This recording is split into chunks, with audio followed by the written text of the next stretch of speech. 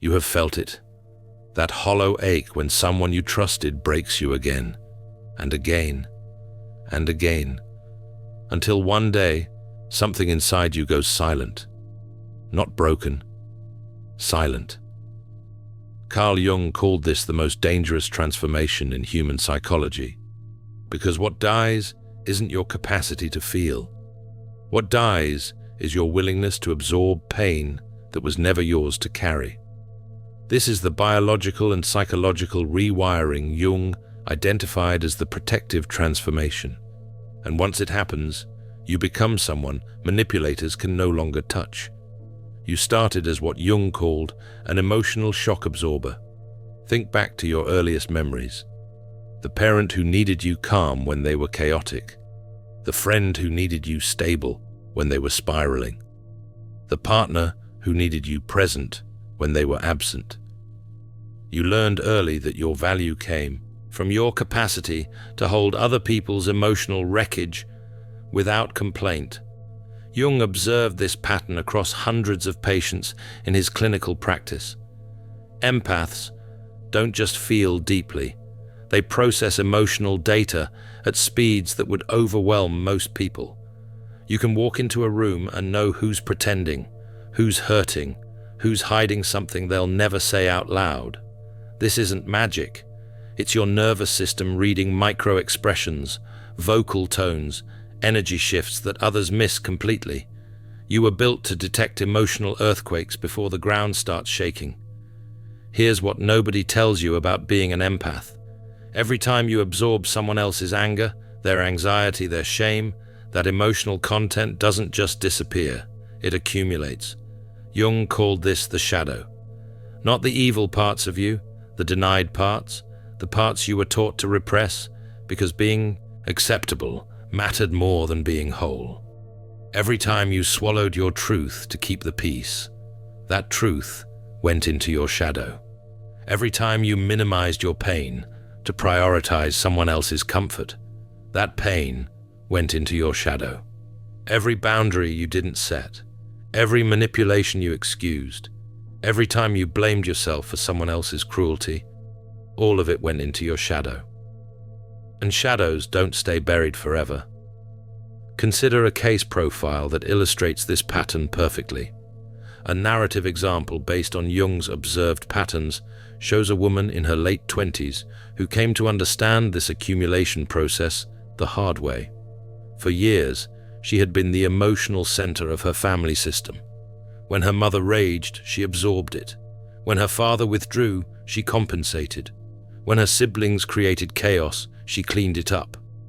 She became so skilled at reading emotional atmospheres that she could predict explosions hours before they happened.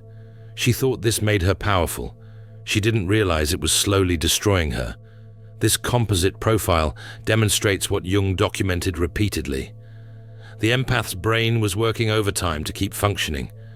Neuroscientist Dr. Stephen Porges explains this through polyvagal theory. Your nervous system has essentially two modes: connection mode, where you're open, empathetic, trusting, and survival mode, where you're alert, guarded, strategic. For years, you operated in connection mode, even when the situation demanded survival mode. You stayed open to people who were closed. You trusted people who were calculating. You gave empathy to people who were taking inventory of your weaknesses. Your amygdala, the part of your brain that detects threat, kept sending you signals. This person is dangerous. This situation will hurt you. This pattern will destroy you. And you, being the good empath you were trained to be, ignored every single warning. You rationalized. You justified. You gave one more chance, then another, then 1,000 more. You told yourself that understanding someone's pain meant you had to tolerate their impact, that seeing why they hurt you somehow made it acceptable that they did. But your body was keeping score. Even when your mind made excuses, your nervous system was cataloging every violation. Every time you were gaslit, your body tensed. Every time you were manipulated, your gut twisted. Every time you were used, something inside you recoiled. These weren't random responses. These were biological warnings that you kept overriding with psychological justifications. You can't think your way out of what your body knows to be true. Until you reached saturation. Jung observed this moment across his clinical work with remarkable consistency. There's a threshold where the shadow can't hold any more repressed content. It's like a container filled past capacity. One more drop and everything overflows. For you, that drop probably looked small to everyone else. A lie you'd heard 1,000 times before, a betrayal that fit a familiar pattern, a moment of disrespect that was just one more in a long series. But something was different this time. This time, your system didn't absorb it. This time, your brain made a different calculation. Connection mode has failed to protect you. Time to switch to survival mode. And when that switch flips, everything changes. Jung called this the clarity event. It's not a breakdown. It's a breakthrough disguised as collapse. Suddenly, with disturbing precision, you see everything you've been trained not to see. Every manipulation you excused, every lie you accepted, every time you twisted yourself into shapes to accommodate someone else's dysfunction. The clarity is almost violent, not because you're discovering new information, because you're finally admitting what you've known all along. You weren't too sensitive. They were abusive. You weren't imagining things. They were gaslighting you. You weren't asking for too much.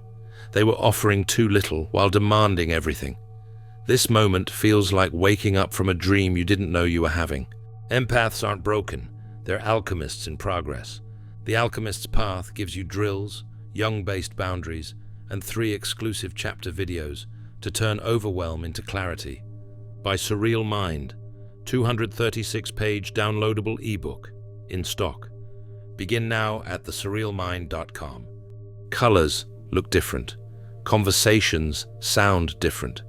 People you've known for years suddenly seem like strangers, because you're no longer seeing them through the filter of who you needed them to be. You're seeing them as they actually are.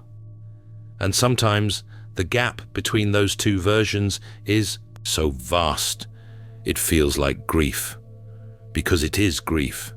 You're mourning the relationship you thought you had, while simultaneously realizing it never actually existed.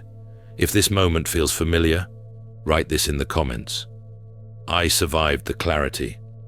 Here's what terrified Jung about this transformation. The empath doesn't lose their perceptive abilities, they sharpen them. But now those abilities aren't in service of understanding and forgiving. They're in service of protecting and discerning. You still see everything. The insecurities driving someone's cruelty, the childhood wounds behind their manipulation, the fear beneath their control. You see it all with the same crystalline clarity you always had. But here's what changed. You no longer feel obligated to heal what you can see. You no longer sacrifice yourself on the altar of their potential. You no longer mistake understanding someone for tolerating their impact. Jung documented this pattern through numerous clinical observations. The empath who snaps doesn't become cruel. They become precise. There's a coldness that people find unsettling because it's not anger. Anger is hot, reactive, manageable. This is different. This is calm assessment. You look at people the way a surgeon looks at a body on the operating table. Detailed, methodical, unemotional. You can identify exactly where the dysfunction lives. You can predict exactly how they'll behave. You can see 3 moves ahead in their manipulation tactics. And you can do all of this while feeling absolutely nothing for them. We see this dynamic clearly in a narrative illustration Jung would have recognized. Picture someone who spent years in a relationship where every fight followed the same script: accusation, defense, escalation, apology, reconciliation, repeat. For years, this person engaged fully in every cycle, defending themselves, explaining their intentions, trying to make the other person understand. Then came the clarity event, And the next time the script started, they didn't play their part. They simply observed. They watched the accusations with detached curiosity. They noted the manipulation tactics, like a researcher taking notes. And they felt nothing. No anxiety, no need to defend, no compulsion to fix. Just calm, clear observation of a pattern they were no longer participating in. This is what Jung meant by shadow integration. For years, you repressed your capacity for coldness, for boundaries, for strategic thinking. You were taught these qualities made you bad, selfish, unloving. So you buried them and became the perfect victim for people who had no such restrictions. But your shadow wasn't evil. It was your immune system. And the moment you integrate it, you become psychologically dangerous to exactly one type of person. The type who requires your empathy to be unconditional and your boundaries to be non-existent. The transformation happens in stages that Jung carefully mapped. First, there's the shock of seeing clearly. People you defended suddenly look different. Relationships you fought for suddenly feel hollow. Dynamics you normalized suddenly seem insane. You start questioning how you tolerated behaviors that now seem obviously unacceptable. You wonder if you were blind or just committed to being blind. The answer is usually both. Second, there's the grief. Not for who they were, for who you needed them to be, for the version of them you kept believing in despite all evidence to the contrary. This grief is profound because you're not just losing a person, you're losing the story you told yourself about that person. You're losing the future you imagined. You're losing your own innocence about human nature. You're discovering that some people really do use love as a weapon, that some people really do see your empathy as exploitable weakness, that some people really will take everything you offer and still blame you for not giving more. Third, there's the anger, not the hot kind that burns out quickly, the cold kind that reorganizes your entire life, the kind that says, never again with such finality that it becomes a North Star. This anger isn't destructive, it's constructive. It builds boundaries where there were none. It creates standards where you once accepted scraps. It demands reciprocity where you once gave unconditionally. This anger is your self-respect finally learning to speak. And fourth, there's the emergence of someone new. Someone who looks like you, sounds like you, but operates from a completely different set of principles. Someone who knows that kindness without boundaries enables dysfunction. Someone who understands that forgiveness without changed behavior is just permission to hurt you again. Someone who has learned that the highest form of love is sometimes walking away from people who refuse to meet you with respect. Jung called this integrated version the cold empath. You still feel everything. The difference is you now choose everything. You feel their pain, and you choose not to carry it. You see their manipulation, and you choose not to engage it. You understand their patterns, and you choose not to participate in them. This makes you extraordinarily dangerous to people who built their entire relationship with you on your inability to choose yourself. They can't guilt you anymore, because you no longer mistake their discomfort for your responsibility. They can't manipulate you anymore because you see the strategy before they finish the sentence. They can't destabilize you anymore because you trust your perceptions absolutely. The narcissists in your life will notice first. Suddenly, their usual tactics don't work. The guilt trips that used to send you into apologies now get met with silence. The rage that used to make you scramble to fix things now gets met with distance. The charm that used to pull you back in now gets met with polite indifference. They'll escalate. They'll try bigger manipulations, louder accusations, more dramatic displays. And you'll watch it all with the detached interest of someone observing a psychological experiment, because that's what they've become to you. Case studies in dysfunction that you're no longer enrolled in. Your family might call you cold, changed, not yourself anymore. They're right. You're not the version of yourself that absorbed their chaos, so they didn't have to face it. You're not the version that played therapist to parents who should have been parenting you. You're not the version that made yourself small so everyone else could feel big. That version died, not in a breakdown, in an evolution. What emerged is someone who has weaponized the very empathy that used to make you vulnerable. Here's what Jung found most beautiful about this transformation. The integrated empath doesn't lose their capacity for love. They gain the wisdom to know who deserves it. You can still care deeply. The difference is you now care selectively. You still offer empathy. The difference is you now offer it strategically. You're still capable of profound connection. The difference is you now require profound reciprocity. This isn't becoming hard. This is becoming whole. If people started treating you differently when you stopped explaining yourself, write this. They felt the shift before I announced it. The cold empath operates from a place of terrifying clarity. You no longer need people to validate your perceptions. You saw what you saw. You felt what you felt. You know what you know. This unshakable trust in your own reality makes you immune to gaslighting. When someone tells you something didn't happen, you don't question yourself anymore. You question why they need you to doubt reality. When someone tells you you're too sensitive, you don't shrink anymore. You recognize they're too abusive. When someone tells you you're overreacting, you don't apologize anymore. You understand they're under-delivering. This clarity extends to your decisions. You leave relationships that aren't serving you without the years of deliberation that used to paralyze you. You cut contact with toxic people without the guilt that used to pull you back. You say no without explanation, justification, or apology. You protect your peace like it's your most valuable asset. Because it is. And you do all of this while appearing completely calm. No drama, no announcements, no burning bridges. You just quietly remove yourself from situations that require you to be less than you are. Jung observed something extraordinary in patients who reached this stage of development. They became what he called selectively empathetic.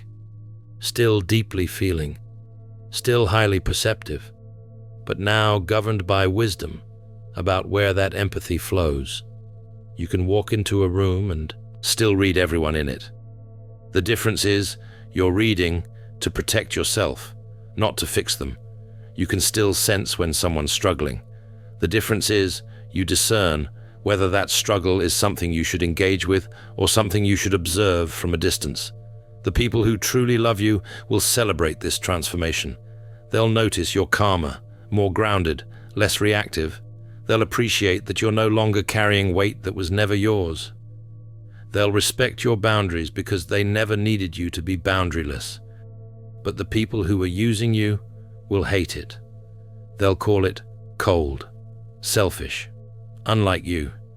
They'll tell you you've changed, and they won't mean it as a compliment. They're right. You have changed. You've stopped participating in your own destruction. This is where Jung's work becomes deeply practical. He didn't just document this transformation. He studied what happened after. What he found should give you hope. The empaths who integrated their shadow didn't become isolated. They became magnetic to healthy people. They didn't become incapable of relationship. They became incapable of tolerating bad ones. They didn't lose their gifts. They learned to protect them. Within months of their transformation, Jung's clinical observations showed something consistent. Their lives got quieter but richer. Fewer people but better people. Less drama but more depth. Smaller circles but stronger connections. You'll notice it in how you choose relationships now. You're not looking for people who need you. You're looking for people who see you. You're not attracted to potential anymore. You're attracted to actuality. You're not drawn to people you can fix. You're drawn to people who are doing their own work. This completely changes who has access to you. The wounded birds who used to land on your shoulder looking for healing now fly past because you're no longer broadcasting availability for their dysfunction. Jung called this the mirror effect. The integrated empath becomes a living reflection of truth. You don't have to actively confront people's dysfunction. Your presence does it for you. Manipulators feel exposed around you even when you're silent. Liars feel uncomfortable around you even when you're just listening. Narcissists feel threatened by you even when you're minding your business. They can't explain it, but they feel it. You've become the thing they fear most. Someone who sees them completely and needs nothing from them. This creates an interesting dynamic. The more integrated you become, the more some people avoid you, not because you're unkind, because you're clear. Clarity is kryptonite to people whose survival depends on you staying confused. Your mere existence becomes a challenge to their manipulations. They can't gaslight you, they can't guilt you, they can't charm you back into old patterns. So they leave, and you let them, because you finally understand that someone's departure is sometimes the answer to prayers you didn't know how to articulate. Meanwhile, different people start appearing, the ones who are doing their own inner work, the ones who value honesty over comfort, the ones who want real connection, not just someone to use. These people aren't intimidated by your boundaries. They're relieved by them. They don't find your clarity cold. They find it refreshing. They don't need you to be less. They're capable of being more. And for the first time in your life, you experience what reciprocal relationships actually feel like. If you've reached the point where you can see people clearly, but no longer need their approval, write this. I see you, but I don't need you. Here's what makes the integrated empath so powerful. You combine the sensitivity to feel everything with the strength to choose what you carry. This makes you extraordinarily effective in every area of life. In your career, you can read rooms, predict outcomes, navigate politics without getting destroyed by them. In your relationships, you can offer deep intimacy to people who've earned it, while maintaining impenetrable boundaries with people who haven't. In your personal growth, you can see your own patterns clearly enough to change them without the years that others might need to develop similar awareness. You become what Jung called a balanced warrior, capable of incredible gentleness with those who deserve it, capable of implacable strength against those who threaten it. You're no longer soft to everyone. You're strategically soft. You're no longer open to everything. You're selectively open. You're no longer trusting by default. You're trusting based on evidence. This doesn't make you cynical. This makes you wise. Cynicism says everyone will hurt you. Wisdom says some people will hurt you, and you can learn to identify them before they do damage. The final stage of transformation is what Jung found most remarkable in his research. The integrated empath returns to service. But not the codependent service of your past. Conscious service. You use your gifts to help other empaths wake up. You share your story to short-circuit someone else's suffering. You model boundaries so clearly that others learn permission. You will become living proof that the empath's journey isn't from sensitivity to numbness. It's from unconscious absorption to conscious choice. Jung documented this pattern across his most psychologically developed subjects. They didn't withdraw from the world. They engaged with it more skillfully. They didn't stop caring. They started caring wisely. They didn't lose their empathy. They weaponized it in service of truth. And this, Jung believed, represented an evolution of human consciousness. People who could feel everything without being destroyed by it. People who could see everything without becoming cynical about it. People who could love deeply without losing themselves in it. This is your inheritance. Not the pain, the power that pain forged. Every betrayal that broke you was actually breaking you open. Every manipulation you endured was teaching you to recognize manipulation. Every time you were gaslit, you were learning to trust your own perceptions. Every moment you felt too much was preparing you to become someone who feels everything and chooses everything. The empath who snaps isn't breaking. The empath who snaps is awakening to abilities they possessed all along.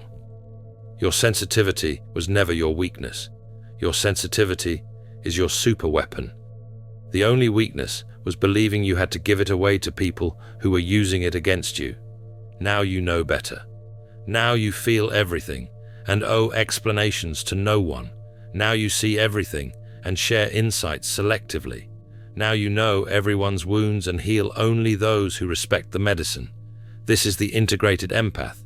This is who you were always becoming. The pain was just the fire that forged the weapon. So when people say you've changed, when they say you're not the same person, when they mourn the version of you that absorbed their chaos without complaint, let them mourn. That version is dead.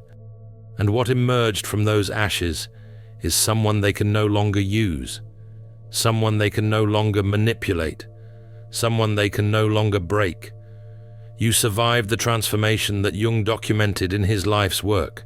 You became the awakened empath, and the world doesn't need more broken empaths.